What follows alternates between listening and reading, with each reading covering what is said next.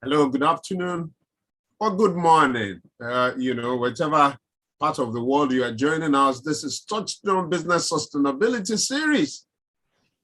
I want to welcome you and thank you for joining us. My name is Tunde Ojo, and it's a privilege to be your host on this throwback edition of Touchstone Business Sustainability Series in association with Master Scale Consulting. We have a distinguished guest. It's a throwback edition, and Dr. Emmanuel Mo Abolo is our guest. I'm going to unveil, I'm just going to abbreviate his profile. I'm going to abridge this profile and tell about this distinguished gentleman who is our guest. This raining cats and dogs in Lagos, Nigeria. I don't know whether that is the same situation in which part of the world in which you are.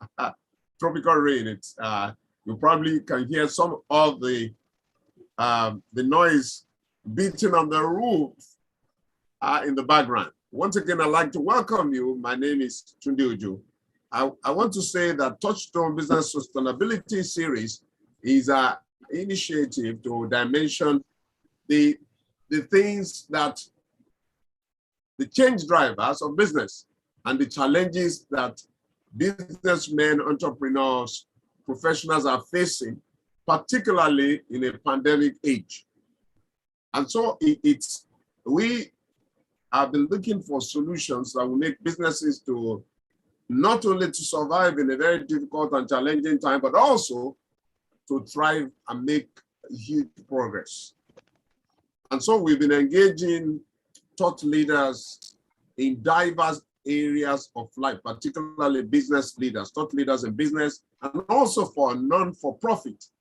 Just on Saturday, we had to host one of the very, very interesting personalities in the Christian faith community. And this afternoon, we're talking risk. We're talking business, managing risk in a very difficult environment.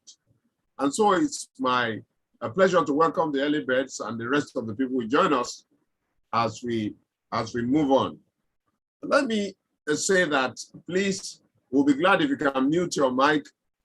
Well, if you don't mind muting your video, we'll be glad, but if you feel like having it, but the most essential is that we mute our mic so that we can have, and you can post questions and comments in the chat room so that we can have on this, a very seamless interaction this afternoon. Now, let me say a couple of things about Dr. Emmanuel Mo Abolo before we dig into the subject of today, which is basically on managing risk in a very challenging time. Dr. Emmanuel Mo Abolo is an accomplished risk management professional, strategy crafting expert, economic researcher, lecturer, and facilitator who is listed by the World Bank as one of the finest minds in risk management in Africa, a GRC expert and tested public speaker. He's also the author of the Economics of Public Expenditure Analysis. He holds the BSc, MSc, and PhD degrees in economics, and is a founder and director general of the Economic Think Tank Center Limited, Lagos, Nigeria. Dr. Abolo Mo is the group's managing director and CEO of the Risk Management Academy Limited, also Lagos, Nigeria. is the chairman, CEO, Risk Map Consulting Limited, Lagos, in Lagos, Nigeria. Is advisor, Risk Management Consulting, Pengo Insight, South Africa. Now let's take a look at his past experience.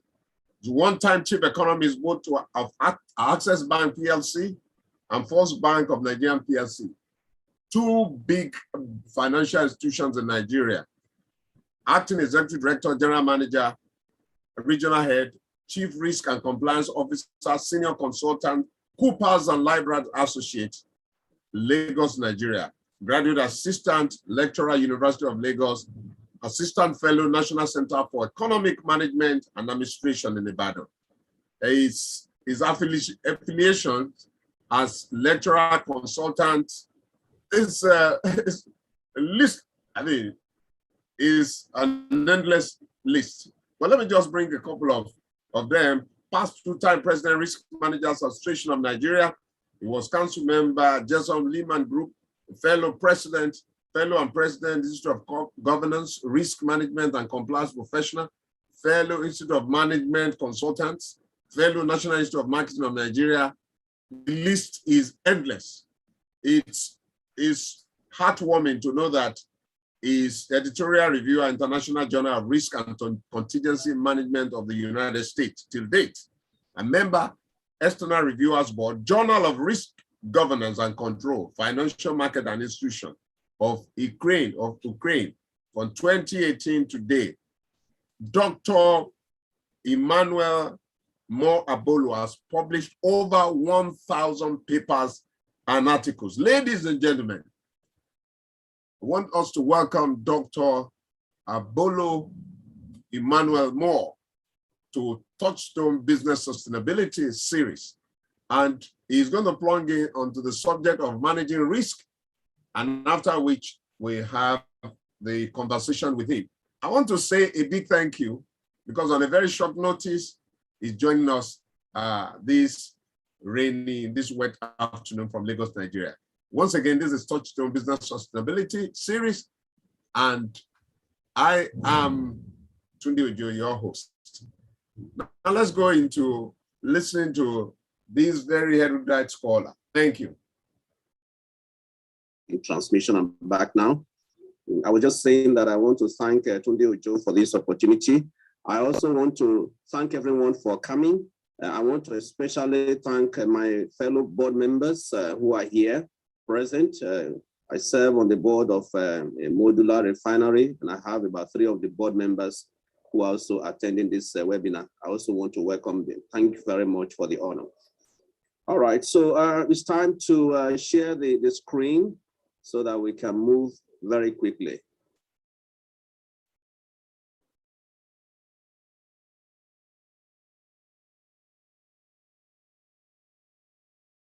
Right. So we are going to be engaging on managing risk in turbulent times.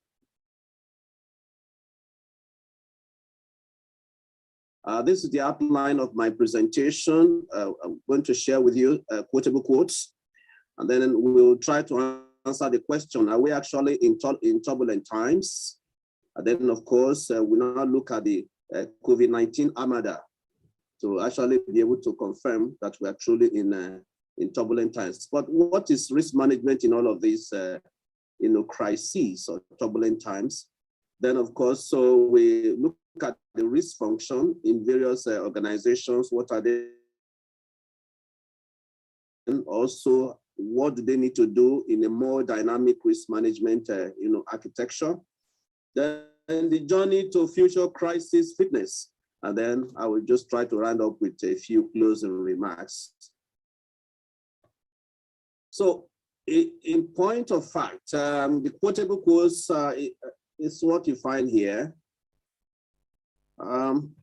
According to Hani Abu Assad, it says that most of us want to live in harmony and peace and be good to others. Right now, however, the world is in a very turbulent time and our leadership has gone crazy.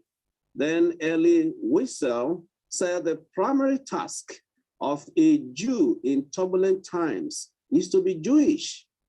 So we can reshape that and say the primary task of a risk manager in turbulent times is to be a risk manager. And the final quote is by Eric Bildon, who said that perhaps the most urgent task for leaders in tough, turbulent times is to take a break from speed and change. Just pause.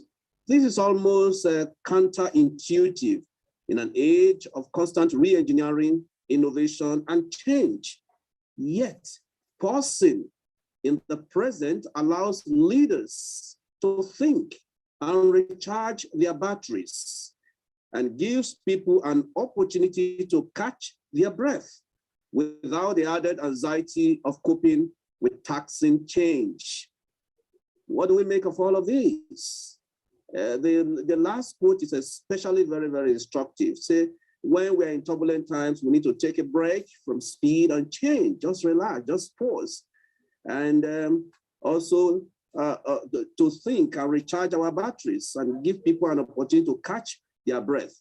So he is advocating that we need to just, wait a minute, hold on. Now this set the context for the discussion. So the question then is, are we truly in turbulent times? Well, what's turbulence? Among the characteristics that distinguish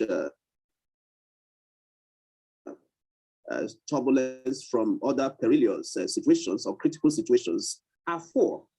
They are usually large and uncontrollable in scale. There is high velocity and fluctuation and volatility. It's cascading and gushing effect. And of course, unclear patterns of evolution leading to a chaotic situation.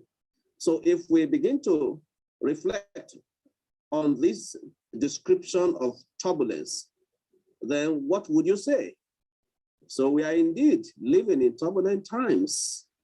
The scale is quite uncontrollable. We are beginning to talk about the new variant of COVID-19. And who knows that whether we're not going to get a third variant. Somebody will say, God forbid. Yes, God will always forbid. There is high velocity fluctuations. It moved quickly across the entire land space of the world. Every country was shut down, and many countries have been shut down for more than 1 year. And of course, the gushing effect, the unclear patterns, people are not sure of what is going to happen next. Then, of course, leading to a chaotic situation. Perhaps what is even more important is the impact of these events are yet to be felt. There is complete shutdown of our supply chains. We're going to talk about later on. So we haven't seen the impact. When you lock down a country, a village for 1 year, of course, we need to begin to think of what the impact of that is going to be. What we are seeing are just the tip of the iceberg. So in such situations, the survival of the organization or the country depends on its ability to rapidly, underline the word rapidly, to respond to the challenges and whether its leadership is a responsive and reliable point of stability for all stakeholders. So as to the question, are we in turbulent times? The answer is a resounding yes. Now, the proverbial ancient Chinese curse, may you live in interesting times. That's a rendered in the 3rd millennium as may you live in turbulent times. Indeed, current times are distinctly very, very turbulent. The COVID-19 armada or pandemic has profoundly affected the entire global ecosystem. Pandemics are not new. Let's be very clear about that. Some people think that it happened just in 1919 to 1919 and 1920. We have historical records on the effects of pandemics dating from as early as 3000 BC. Between 1348 and 1350, the Black Death killed a quarter of the population in Europe. A century later, European diseases killed large numbers of indigenous people in what is now known as Canada and the rest of the Americas. The 1918, which I referenced earlier on, the 1918 Spanish flu or influenza caused around 50 million deaths worldwide. Since then, we have suffered deadly outbreaks of smallpox, pertussis, Ebola, SARS, the avian flu, etc. So let me be very clear. The risk management we are discussing here is not at individual level. It's not at individual level. We're discussing risk management at corporate level. Okay, we're discussing risk management at corporate level. But this does not suggest that the principles and the processes and frameworks that we're discussing here are applicable to individual situations. So it can be cascaded to, to manage our own personal, individual, position. But the real focus is on corporate risk management. Now, so we can say, ab initio, that successful risk management remains the key to survival and success. And the risks beyond the control of the organizations affect business is more than ever before. So when you shut down companies for 6 months, for 1 year, you find that the fundamental job of executives in this kind of situation is to anticipate, because there is a lot of ambiguity, there's a lot of volatility in the system. So executives, risk managers need to be able to anticipate further changes. And talking about anticipation, we are looking in the realm of stress testing, because risk management is not able to handle what we call the tail of the normal distribution curve. We're going to look at that very briefly. Risk management talks about probabilities. That's what is risk management, is the probability of something happening. But when you go into the realm of improbables, which we also call unks in risk management, unks, that means unknown unknowns. We also refer to that as extreme events. So you are looking at the tail of the normal distribution. So what top executives and risk managers need to be doing is to be able to deploy resources in the area of stress testing to be able to anticipate what further changes are coming in the horizon. And of course, they need to manage the current situation on the basis of an opinion about the future, talking in the realm of forecasting. For those who read economics, will understand that you can forecast the future, at a certain, confidence level, either 95, 90, or 99%. That is what risk managers should be doing at this point. So the disruption of the global economy due to this armada, the COVID-19, delivered two major shocks at the same time. These are the demand shock and then, of course, the supply shock. Those are the two shocks. On the demand side, this has to do with the fact that global demand for goods and services, was shut down. So because many countries, including Nigeria, were implementing, the COVID-19 protocols, including measures such as social distancing and other protocols from bars, restaurants, hotels, planes, trains, automobiles. Sudden drop in economic activity came as a result of that, leading to a sharp drop in aggregate demand for goods and services. So the shutdown of the system led to demand shock. And therefore, the aggregate demand curve had to shrink to the left. Okay, had to shrink to the left. And that is why countries like Nigeria were currently suffering from recession, because there were no alternative and options, okay? No buffer in place. The second, shock was at the supply side, where there was a shutdown of the global supply chain system. It was quite ferocious at a rapid pace and reduction or total shutdown in factory output, which are crushingly affecting manufacturing from Asia, Europe to the Americas and everywhere. So these two shocks, what do they mean for the global ecosystem? They will test and expose the vulnerabilities for key areas of business models and infrastructure. And therefore, the survival and economical success of any company at this time will rely on its ability to manage risk better than competitors. Now, risk management aims at supporting the resilience of business operations, making them to be more robust and able to absorb unforeseen negative impacts on core business objectives in a manner that ensures continuity, the ability to generate value and profits. All of these are going to be explained as we progress. But in all of these, two main questions concern risk management. The first has to do with the ability to foresee crises. Ability to foresee crisis. Many people just manage present. They manage for the moment. Very, very highly operational. They are not strategic, and therefore they are not able to think through and foresee and forecast, crises. And then, of course, if they're able to do that, then you can begin to put in place contingency plans. But that's what risk management should be doing. And ability to manage current realities. So you need to be able to engage and balance these two ends, managing current realities, and of course, ability to foresee crises and put up, robust, contingency planning framework. So in a sense, this is what I was trying to say. So if we take a Taleb distribution, for instance, of course, we are familiar, this is not very different from, the normal distribution curve. But what it simply says that at the middle of this distribution curve, you have a zone of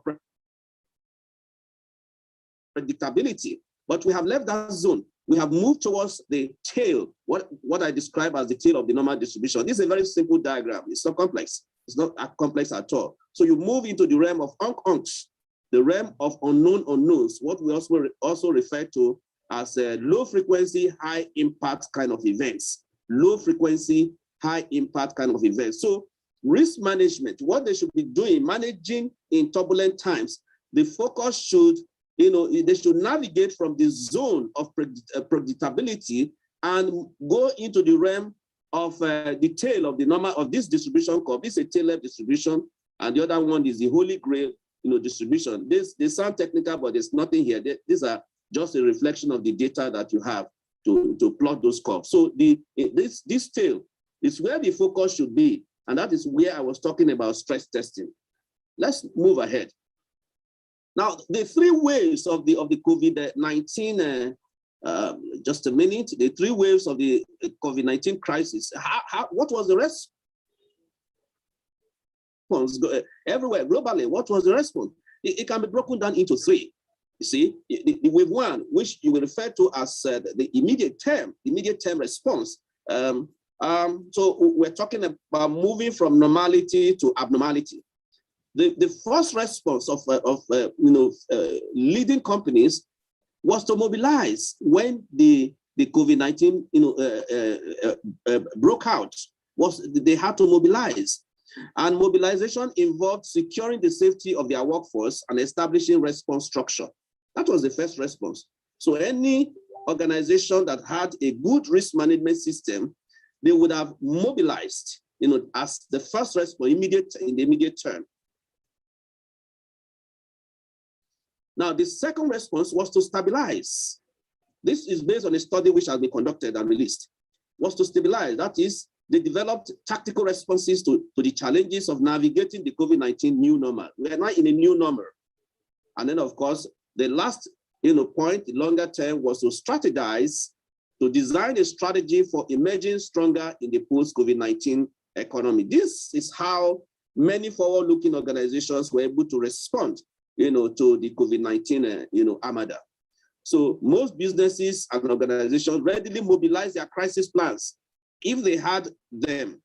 So I said those who did not have a crisis plan means they did not prepare for the eventualities.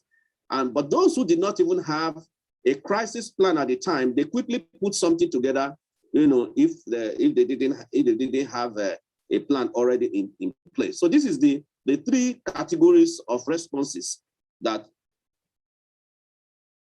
many companies have to go through.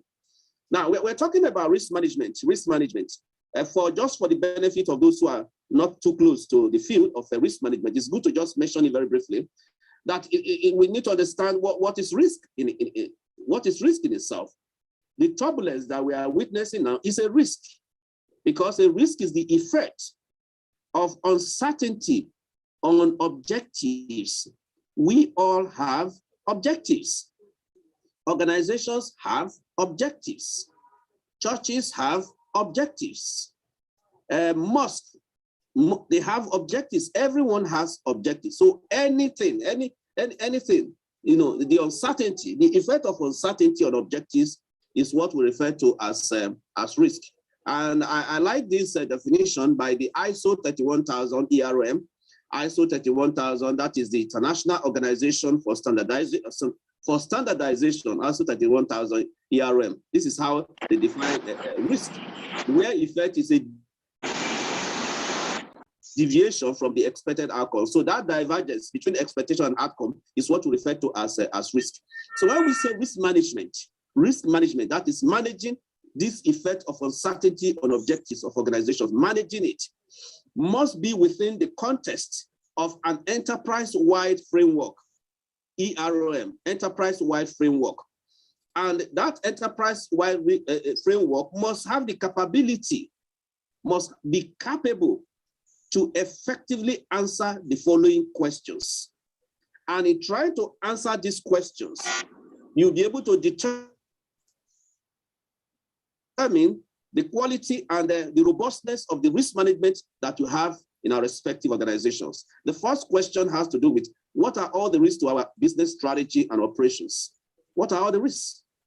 For anyone who is very familiar with the risk management process, you start from identify first for setting the context of the risk management process itself. From the context, then you begin to talk of defining, identifying all of the risks that face the organization, especially in these turbulent times. So we should be able to answer this question: what are all the risks to our business strategy and operations? So that is the coverage of the risk management architecture. The second thing is to define the risk appetite. How much risk are we willing to take in these turbulent times? Then you talk about the governance and policy, the governance, the risk governance architecture. How good are we at overseeing risk taking? Then, of course, the risk data and the infrastructure that is required for the risk management. How do we ensure we have the right information to manage risk? Let's quickly go through this. Then the measurement itself, because when you identify the risk, you assess the risk. Then the next thing is to come up with measurement mechanisms. That is, how do we determine the size and scope of the risk and report the results? Then, of course, the control environment comes from there. After the control environment, then you talk of the risk response, the risk treatment or the risk response. And finally, because risk management stops at the level of probabilities, it stops at the level of probabilities. The last phase of this whole process is what you refer to as stress testing, where we are saying, what else can go wrong? And how are risks interconnected? It's very important. This stress testing is very important, especially in turbulent times that we live in. We must develop the skills to conduct stress tests where we are able to build or construct scenarios. And these scenarios can either be hypothetical or they can also be based on historical scenarios. And this stress testing will be able to help you to address those improbables, because that's where this turbulence is coming from. So once we have this entire framework in place, then we are able to manage this risk, this turbulent times kind of risk that we are talking about. Of course, this is also applied even in normal times. It's applied in normal times. So the question then that we need to respond to is risk management in turbulent times. About two questions we need to ask. Is risk management able to help us foresee crises such as the present one? With risk management, our risk management framework and process, will it be able to help us to foresee crises such as the present one? Like I said, this is not the end of crisis. The world is always in ups and downs. This is not the end. So the risk management that we have in place now, does it have the capacity to be able to foresee crises such as the present one?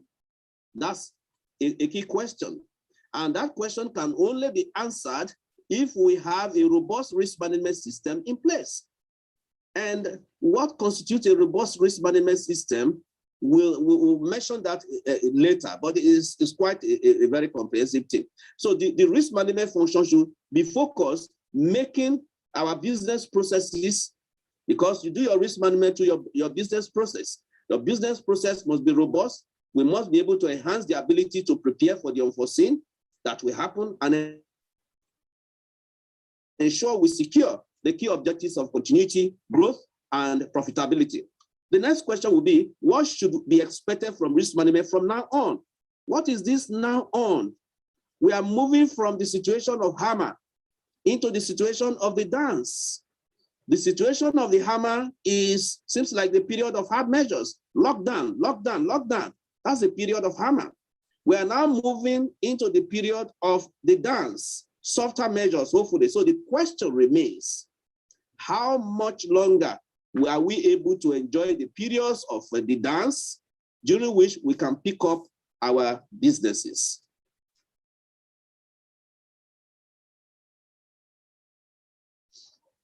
So, while we are now aware of the COVID-19, as we're already aware of the known risks, business interruption, liability, etc., the question then is, are we resilient? Are we agile enough, to withstand the unforeseen moment of impact?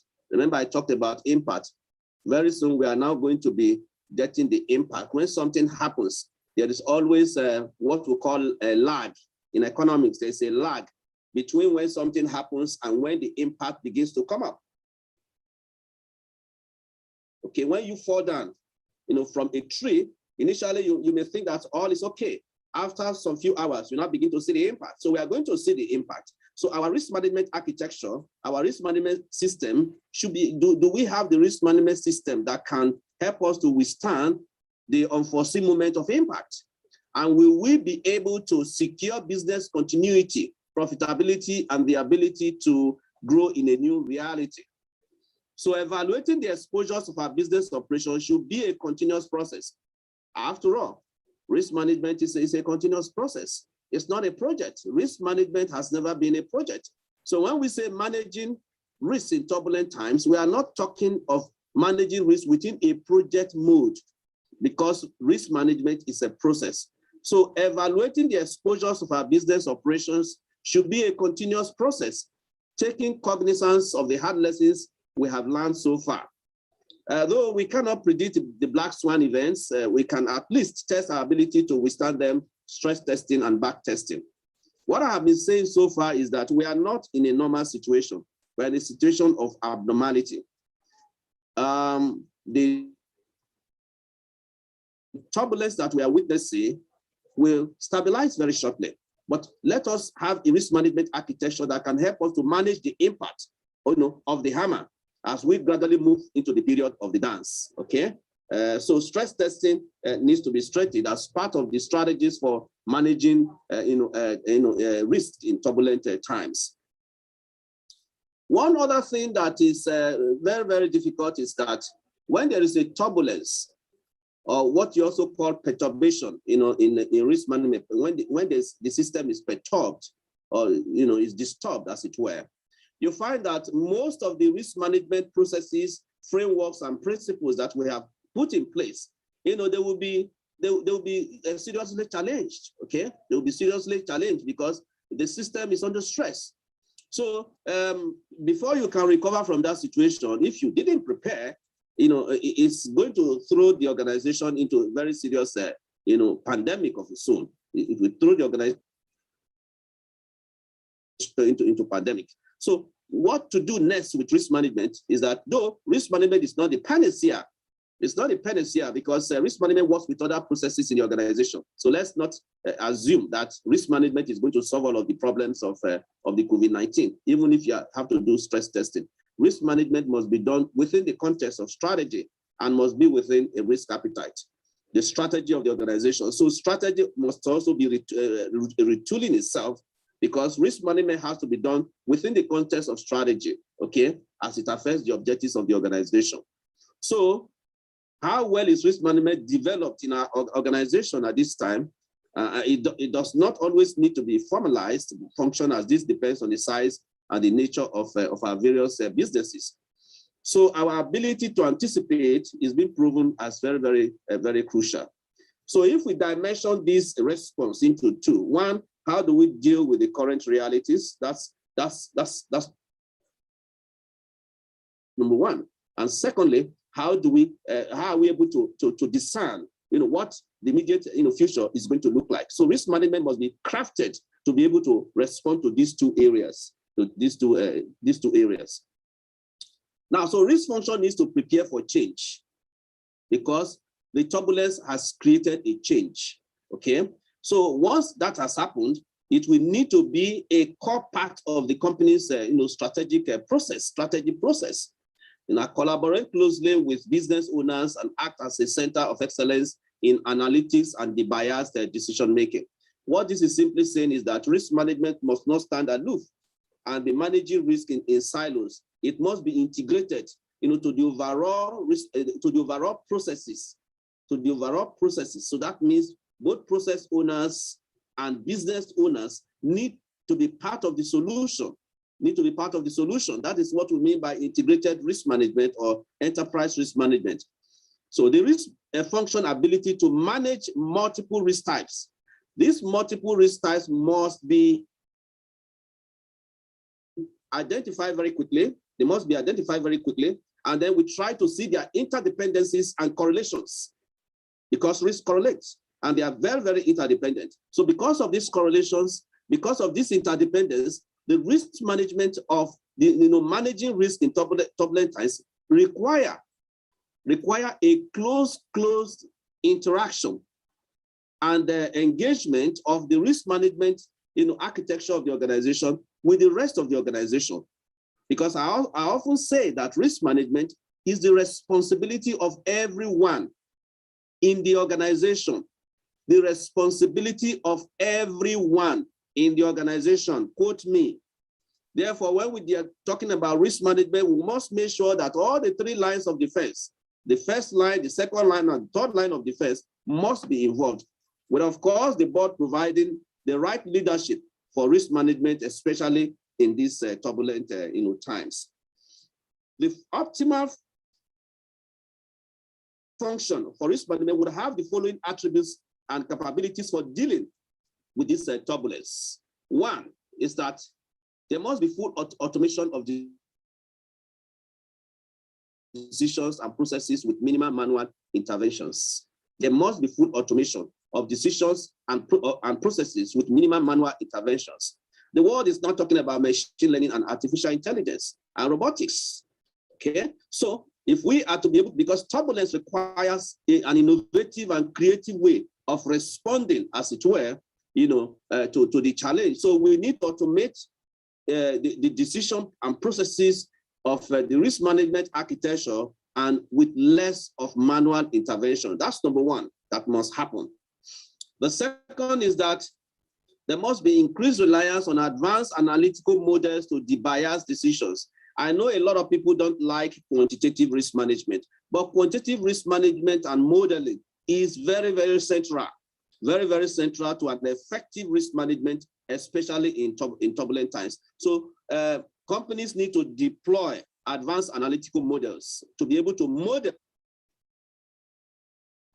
the tail of the normal distribution curve so that they can prepare ahead of any other turbulence that will likely occur in the near to midterm.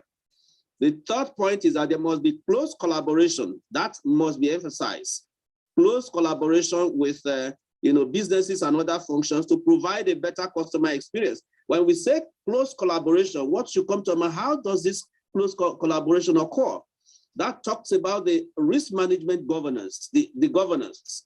The risk management governance is very key.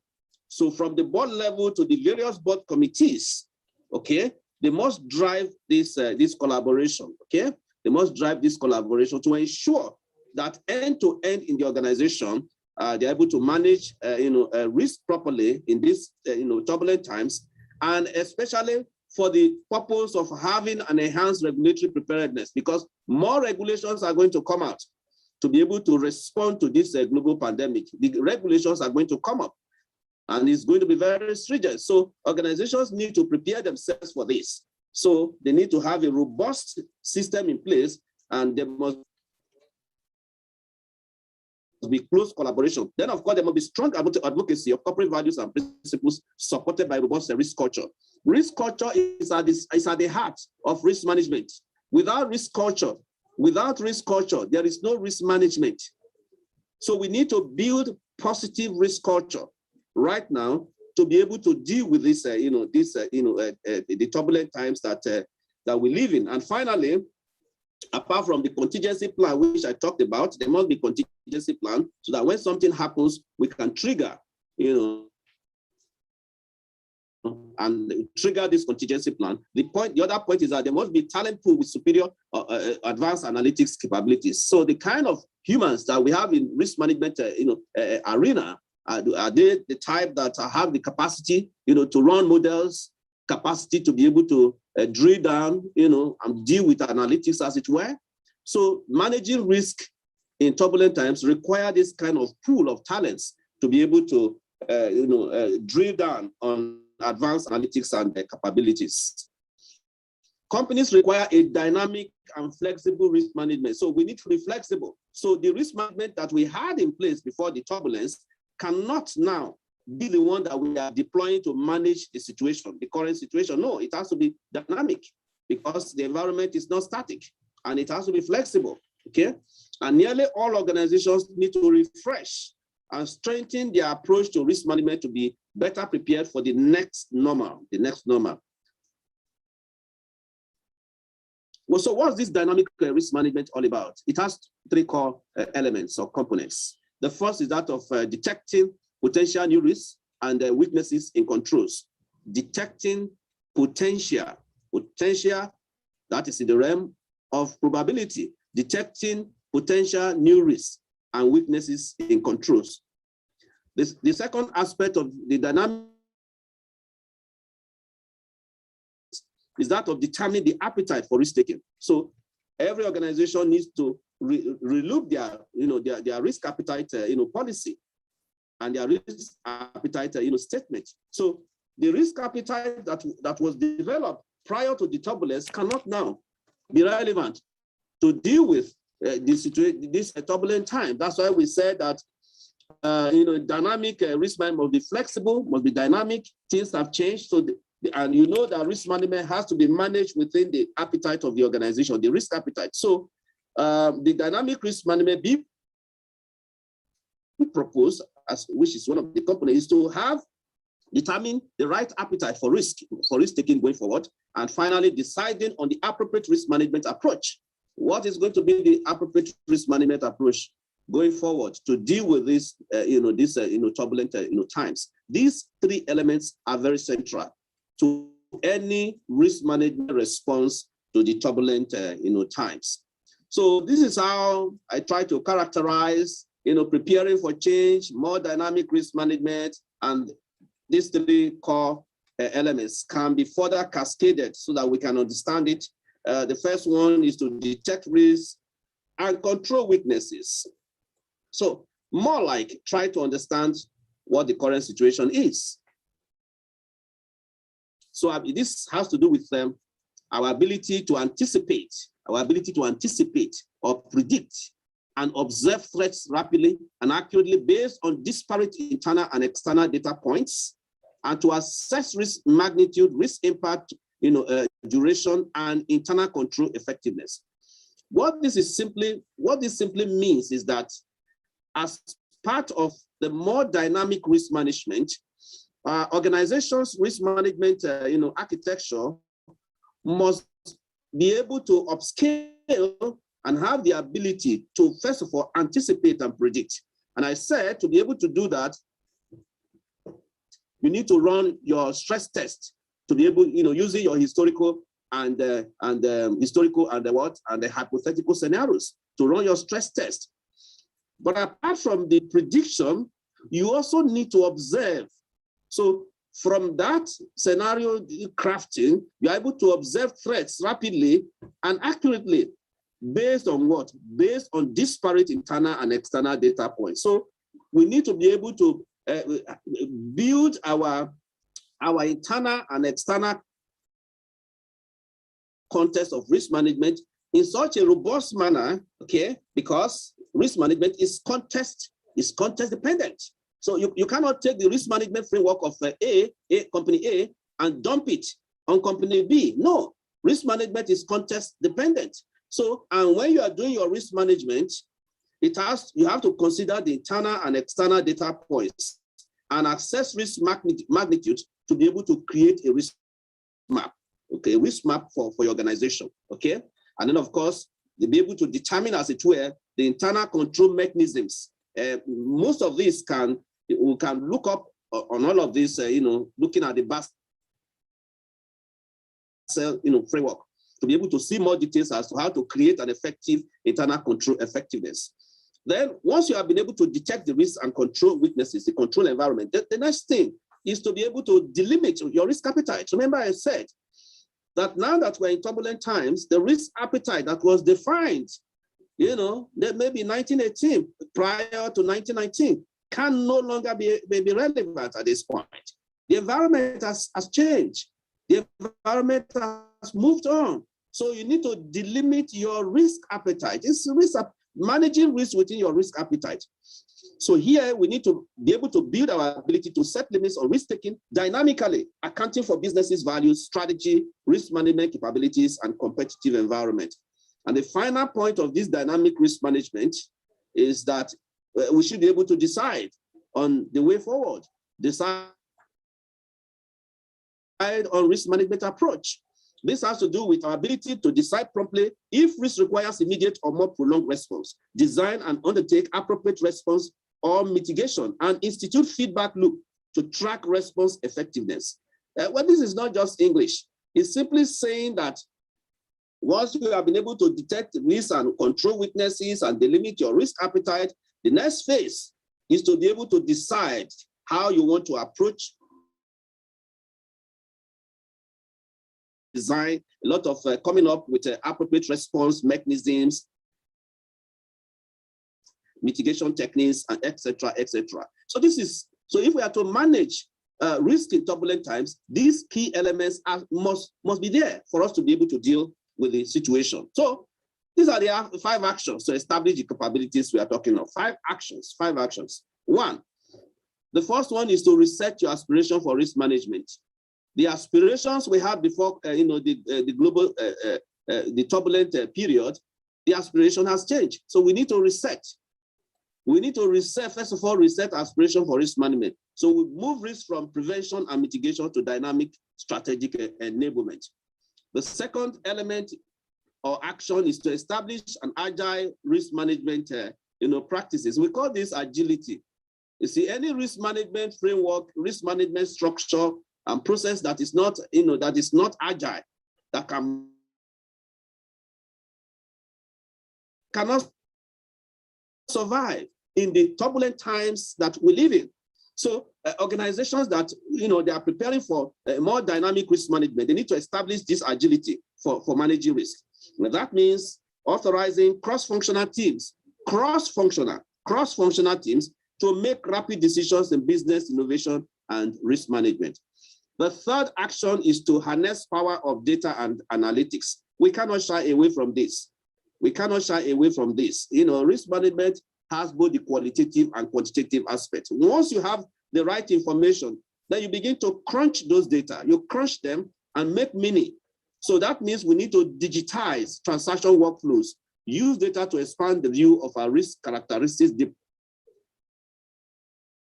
algorithms to enable better error detection, more accurate predictions, and of course, micro segmentation. The fourth element or the fourth action of this dynamic risk management is that of developing risk talent for future. In the global world that we live in digital space that we find ourselves, the humans that we have now, the talent that we have now, they need to be upscaled to be able to deal with these vulnerabilities, okay? Things are changing so rapidly. You have the social media, you have artificial intelligence, you have machine learning. All of these are meant to be able to help us, to manage risk more effectively and more efficiently. So that means we need to develop new capabilities and expanded domain knowledge to support full understanding of the risk landscape that we face. And the final point is that we need to fortify risk culture. Emphasis, risk culture is at the heart of risk management. If we can get risk culture 100%, every other team will follow. Every risk management framework, whether you're talking about COSO framework or the Australia New Zealand framework, or indeed ISO 31000, any framework, Basel Accord, they always emphasize that risk culture is very key. What's this risk culture? Is to build the risk culture where risk management is embedded into the DNA of everyone in the organization. And they also always factor in risk management into every decision from the board level to the lowest level in the organization. You build that risk culture into their DNA. Once you're able to get that, you have a perfect risk management architecture that can deal with turbulent times. So what was the journey? What was the journey to future crisis fitness? What's the journey? The journey should be in this format. Crisis will be more complex. It's going to be more complex, unfortunately. The crisis we are going to witness, because we are talking about impact, the crisis we are going to witness is going to be more complex and harder than ever to contain. So that should be very clear. So we are not going to sleep to say, oh, the vaccine is going to arrive once we vaccine and everything is over. No, the dynamics are going to be more complex. Therefore, organizations need to prepare for that turbulence. The second is that you need a crisis leader. Many organizations here, they have risk manager, they have chief risk officers, they have chief compliance, chief financial officer, yes, chief executive, and so on. Very good. But we're dealing with very volatile situation. Well, of course, they can use the chief risk officer. You can make him the crisis leader. That's what currently many banks are doing. And also many organizations, that non-bank financial institutions, they have a crisis leader. A crisis leader who is accountable, responsible for dealing with the kind of situations we are talking about. He must have prepared his crisis plan already, so that once it happens, you activate it. Of course, once you have the plan, it doesn't mean it is a static document. It's not static. Risk management is a continuous process. You continue to sniff around both the internal environment and the external environment, and then you update that crisis plan, crisis management plan. So we need to designate, as it were, a crisis leader in the organization, because the times we live are actually interesting times. And then, of course, crisis is and always will be a human event. It's always a human event, okay? So that has to be built into the EROM, the enterprise risk management architecture of our respective organizations. And finally, it is possible to be a crisis optimist. We can be a crisis optimist, okay? So when faced with the prospect, statistically speaking, with the prospect of a crisis, it is very, very easy. It's very easy for most people, most organizations, to go numb and get caught unprepared, or swing the other way and over-focus on the crisis you read about, at the risk of preparedness for the actual things that could hit us. So instead, you can choose to see crisis as an element of strategic risk, strategic risk intelligence, an opportunity for maturity and economic growth. So as part of this managing risk in turbulent times, we need to begin to present a new narrative to say that the crisis situation is actually an opportunity for maturity and economic growth. We are correct in saying that, because risk management is not only about bad events, it's also about opportunities. So we need to be able to, so if a risk management team or the organization sees these turbulent times as an opportunity for maturity, I can tell you, many companies are seeing it this way, and they are succeeding very, very, very, very well. So, distinguished ladies and gentlemen, these are my closing remarks. I would like to say that the keys to risk management success in turbulent times are preparation. Preparation. Let's not go to sleep simply because we heard that vaccines will soon arrive in Nigeria. No, we need to prepare. And I said before, part of the preparation process is to run our stress test, is to conduct, forecasting, to be able to determine what is going to happen. It may not be 100% accurate, but it can be at a certain confidence level. We are not prophet, neither are we prophet, children, but we can at least prepare. We also need to be agile. We need accurate data and willingness to harvest good ideas from every layer of our enterprise. Accurate data. Without the accurate data, you cannot do your risk modeling. So companies need to begin to generate this data, and that's where technology, artificial intelligence, and machine learning can help organizations to get this information, harvest ideas, and then deploy them. The second point is simulation. Simulation. Forecasting models can provide key insights for future pandemic response plans. And already many people are simulating to say what's going to happen next. We need to leverage on these results of these simulations. And of course, living in a fast-changing and turbulent world requires organizations to change their thinking on risk and to roll out risk management systems that can reduce negative consequences, minimize losses, and turn risk into opportunities. Finally, and this is very important. To survive in this crisis-rich world, the world is very rich in crisis. Look at America, look all over the world. The world is very rich in crisis. Risk managers and business leaders must develop the same discipline that their military counterparts have practiced for centuries. Now, what is that discipline? Prepare for rough times. And in rough times, respond visibly, reinforce purpose, and encourage new leaders.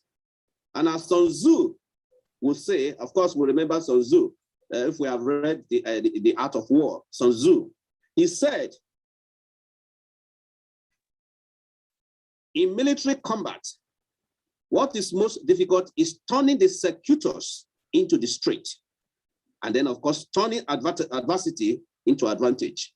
So my final point is that in the midst of this turbulence, let us turn the adversity into advantage. Our risk management architecture should be one that will leverage on the opportunities that this pandemic has created. We should not see it from the negative aspect, the tail of the normal distribution, not from the negative aspect. We should see it from the positive aspect in terms of the opportunities. So, is it possible for risk managers to manage, organizations to manage risk effectively in turbulent times? The answer is yes. Thank you very much for listening. Thank you very much, Dr. Emmanuel Mo Abolo. I think on behalf of all of us, I want to say a huge thank you for this scholarly presentation and very, very erudite delivery.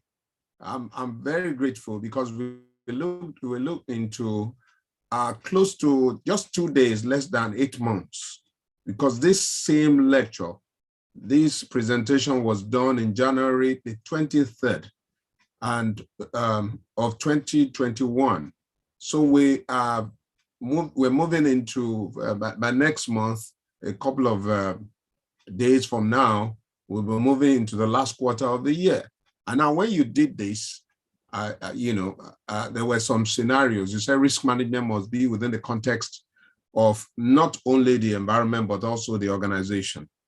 Now, the first question I'd like to ask before I turn over this to Mr. Chris Adeni, who's already raised his hand, first is to say a huge thank you and to say, look, what has changed?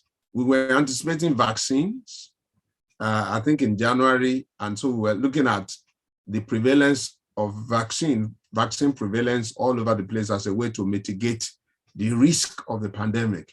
Now we have vaccines, and I want to thank you for finding time to join us, Dr. Mo Abolo. Great guy anytime, and I tell you, it will be my joy to bring you back. Then if I forget anything, so what has changed? That's one, because it's important that we deal with current realities. And I will be very glad if you can speak to the situations of small and as well as medium scale organizations, because after being the chief economist of 2 big banks, it is possible that the model of your presentation and the dimension of it, is towards financial services and organizations at that level. I mean, Access Bank as First Bank, those are big financial institutions. So if you're talking about risk within the context of those two organizations, these are huge, they are behemoths in our environment. But right on this platform are people who are medium, small, medium scale entrepreneurs, and they will be glad to see, to be able to put what you have shared in context. So the first question I'd like to share is, between January and now, in terms of our context, business context, in terms of the context of risk, what are the things that have changed, and what are the new change drivers? Or how do we mitigate the issues of risk that have been thrown up by the pandemic and the economy? Thank you.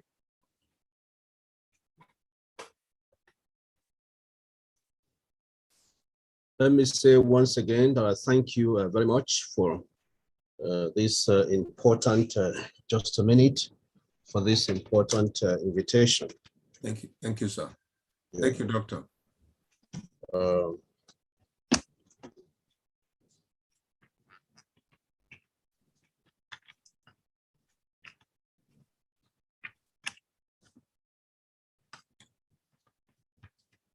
Okay.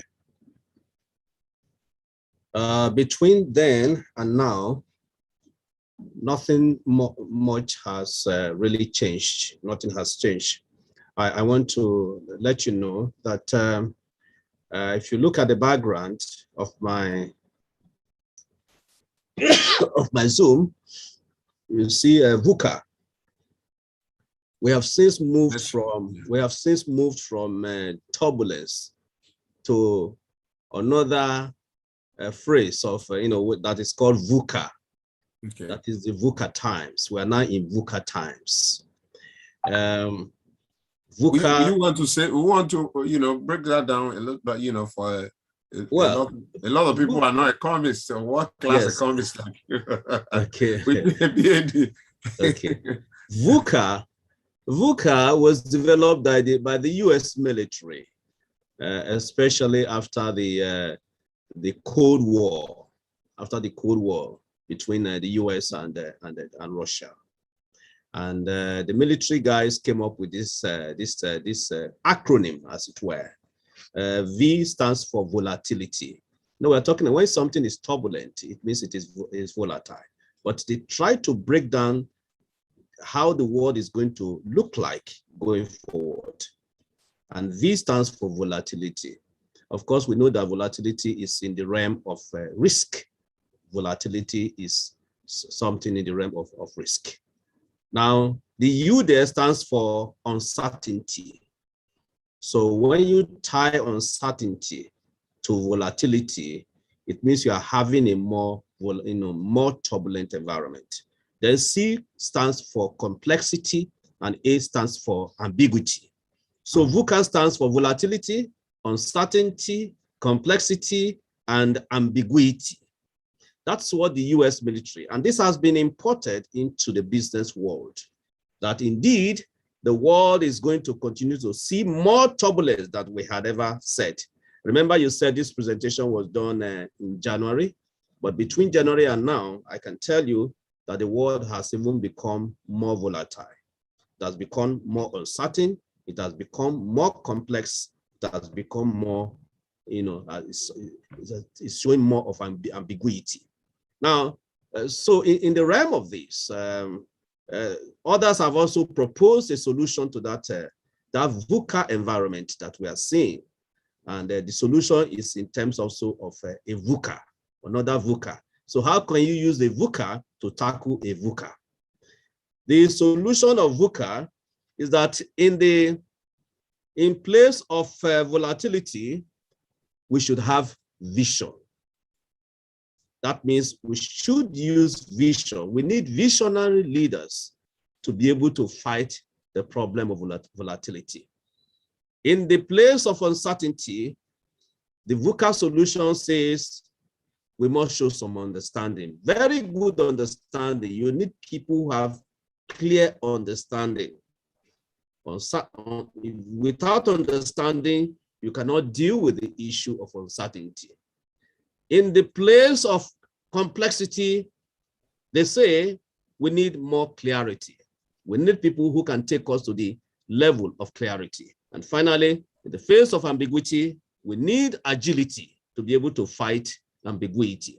So if I respond to your question, I did say in my last presentation that the world is going to will continue to be more volatile. And therefore, we need to be agile. We need to prepare for more ambiguity, more complexity, more uncertainty, and more volatility. So there is it's a continuous perturb. It's like throwing a stone into a river and you see how it reverberates, it perturbs. So it is in the face of this VUCA that we are saying that organizations can still try, whether small, medium enterprises, small scale, medium enterprises. We can never have a situation that is quiet any longer. It's not going to be more quiet. It's not going to be quiet. So how do we deal with the issue of surviving in these VUCA times, in this period of turbulence? So for small and medium scale enterprises, it means they have to take this into account in running their businesses. There's never going to be a period of stability. It's not going to happen. There's never going to be a period of stability. No. So how do we now survive in this period, continuous period of turbulence, continuous VUCA environment? And that's why I have been organizing How to Be Successful as an Entrepreneur. It's a series that is going to run from now till early next year, every month. So in summary, every small and medium scale enterprise must have their business plan. And that business plan, which is what you might call a strategy, you must have a strategy in place to deal with this kind of environment. So you need a strategy, you need a business plan that will you continue to rekit this business plan. It will take care of new changes as they occur. That means you must be agile. That means you must continue to seek for clarity, for greater understanding as these things evolve. So that means we are in a knowledge world. We are now in a knowledge world. Without this knowledge, whether small, whether big, whether medium, without this knowledge, being able to keep track, to be able to anticipate situations, it is going to be tough for everyone, whether big organizations or small organizations. I don't know if that answers the question. Great, thank you, Dr. Mo. I'm going to allow Mr. Adeniyi. Thank you very much for the fantastic response. I mean, that's very refreshing. You know, you have updated us, and just like some economists have said, they say even the whole world is in a change mode. Nigeria has even been described as opportunity in crisis. So we have to be crisis friendly. I mean, unfortunately, a lot of us from the faith community, we feel that when Taisho and he said, "May your road be rough," many people felt bad. They say, this man is causing us. All right, Nigeria itself is an opportunity in the midst of crisis, but some of these crises, they are not fostered by. I'm talking about political risk as well as economic risk and even social risk. I mean, we have insecurity and all of that. That we can definitely do something about. This will be my second question. If you are to advise the government, the Nigerian government, what would be what will form the template or the core of your advice or counsel or advisory, for the government at the moment like this? And we've left the global economy. We are coming home to a Nigerian environment that is considered even before the pandemic is change in motion, is risk, working risk, is risk at its most dynamic trend. And then before you answer that, I'd like to Mr. Adeniyi to unmute and then have his intervention. Thank you.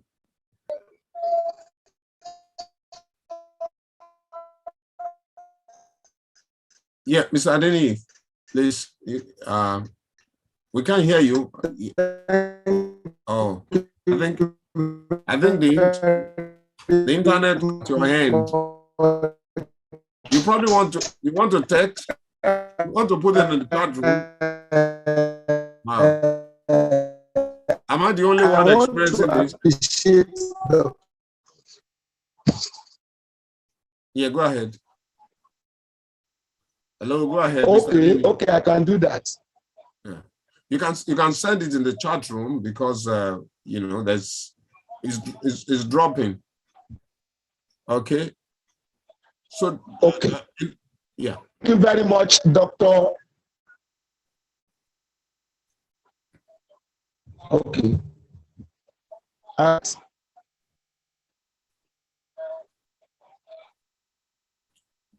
think we're still having problem hearing you. We're having problem hearing you, Mr. Adeni. You probably want to put this in the chat room and see whether we can pick up your intervention. Thank you very much. Nobody else has indicated. So Dr. Mo Abolo, can you say a little bit, do we have comfort? I mean, what kind of comfort do we have as a nation in a risk environment? And what advice are you going to give to our government if you have the opportunity? Thank you. Yes, thank you very much. That's a very beautiful question. As to advising government, we have always been advising government.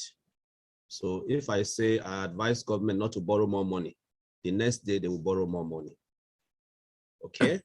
Remember, so my first advice would have been, don't borrow more money and plunge the future generations into problem.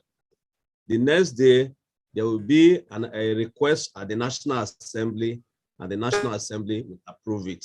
So you also know that there is what is called the Economic Advisory Council. The government has an Economic Advisory Council. Dr. Doyin is the chairman, a man I respect so much. He's a man I respect so much, a talented individual.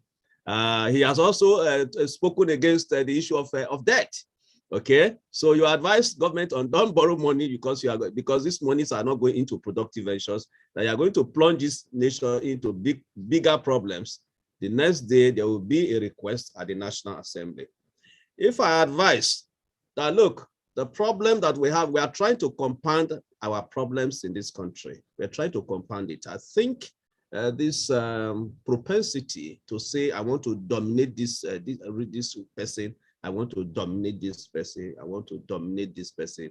And that is the problem we have. The issue, we shouldn't be thinking of dominating anybody. There's nothing like that.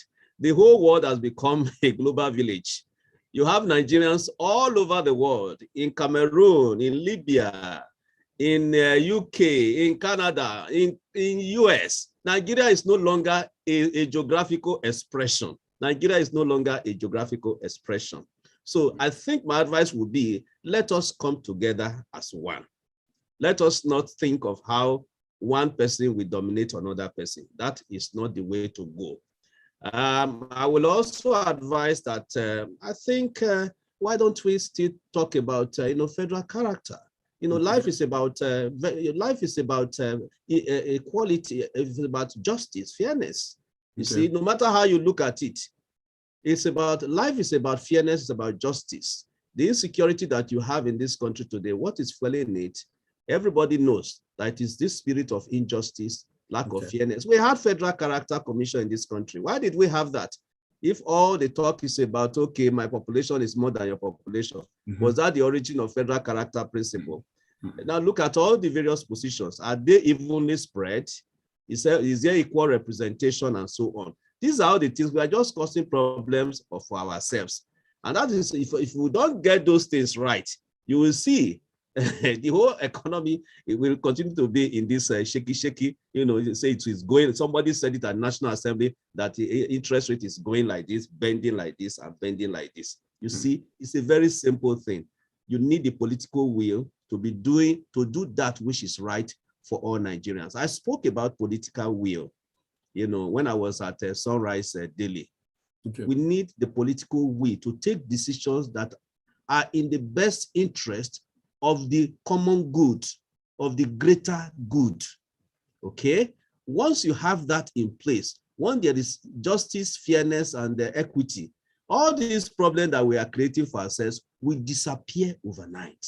Will disappear overnight. So my response will be, yes, to advise government, we keep on advising government, but the way as Basanjo will say during his time, that is your own is to advise me. I have a right. I have a right whether I'm going to take the advice or not. So you have a chief economic advisor. Okay, after you finish advising me, I will decide whether to. So we will keep on advising government, do that which is in the best interest of Nigeria. We are all Nigerians. Okay, we are all Nigerians. We have always been living together. Let us promote that spirit of oneness. Then you see, Nigeria is a great country. Nigeria is a great country. You cannot be allowing your doctors to be running away to UK. Now, many of them. Yes. I mean, how many in 100 days? I think I read something like runs in over 200 or about 300. More than 300. More than 300. Some are going to drive a petrol tanker. You know, there is strike in tanker drivers in UK now. Many Nigerians, even PhD holders, they want to, because they'll be very happy to go and drive those tanks, tankers. So this is the issue. Let's try to solve our internal problems. Thank you very much. Because of our time, I want to say a huge thank you, and I'm sure we're going to bring you back again. I want to say that what we have seen here, and I want to thank everyone that has been part of this conversation, this all important conversation. Now, this presentation appears to be targeted at established, that's Mr. Adini, you now have something on the chat room. This presentation appears to be targeted at established and well-organized entities. In my little experience, Nigerian entrepreneurs don't understand risks in business, talk less risk management culture. I think Touchstone should request Dr. Abolo to come again, focusing on the basics of business risk. The audience here is mostly sole proprietorship. Okay. I think maybe you just respond to that, and then we bring this to a close. You are a top-class, world-class, top-of-the-drawer professional. You have been economist in two big institutions. I think I expressed that much, maybe not as graphic as this, that there certainly will be opportunity. Maybe we should leave it now, in which we are going to break down some of these concepts in bite sizes for Nigerian businesses at a particular level of micro, small, and medium to be able to take it. Thank you once again, Dr. Abolo. I'm so very grateful. We can't thank you enough at a very short notice.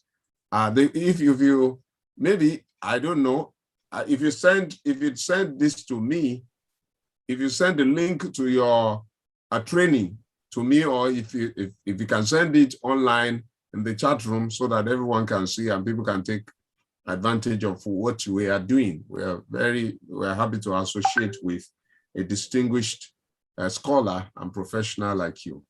Once again, ladies and gentlemen, it's been Touchstone Business Sustainability Series, and